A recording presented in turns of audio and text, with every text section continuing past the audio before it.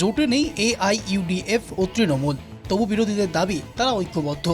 বিষয়টি নিয়ে শুরু হয়েছে আলোচনা। কতদিন একছাতার তলায় থাকবে কংগ্রেস, রাইজর দল, অসম জাতীয় পরিষদ?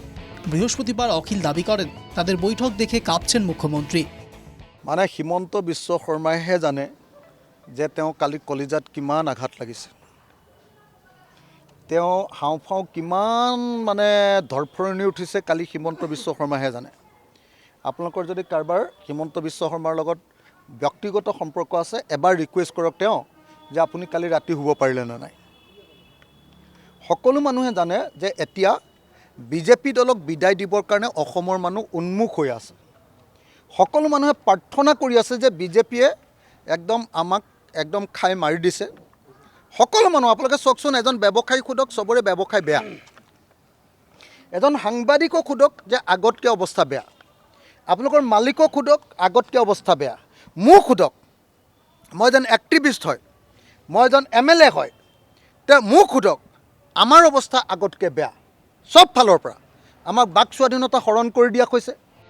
বিরোধীরা ঐক্যবদ্ধ, তা নিয়ে মোটেই সিরিয়াস নয় শাসক দল বিজেপি।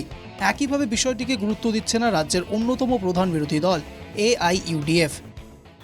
কংগ্ৰেছ একেলগে হৈছে বুলি ক'ব পাৰে আপুনি। বাকীকেইটা দল তো হয়, অখিল গগৈ এজন বিধায়ক আছে, মনোৰঞ্জন তালুকদাৰ এজন বিধায়ক আছে, বাকী দলবোৰতো জানে আপোনালোকে।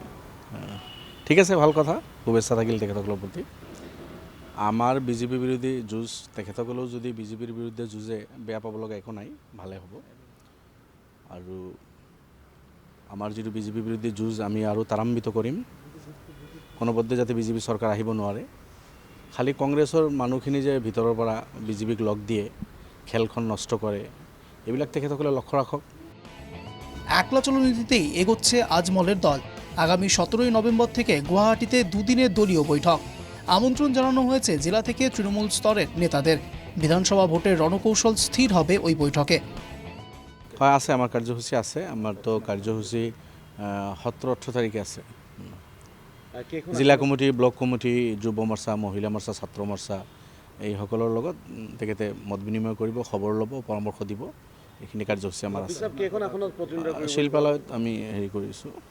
কেইখন আসনত আপোনালোকে প্ৰতিদ্বন্দ্বিতা কৰিব বুলি ভাবিছে আৰু কোনখিনিত? কেইখনত খেলিম এতিয়াওতো সেইটো ক'ৰ কমিটিত সিদ্ধান্ত হোৱা নাই। মাননীয় সভাপতিৰ নেতৃত্বত সেইখিনি সিদ্ধান্ত হ'ব।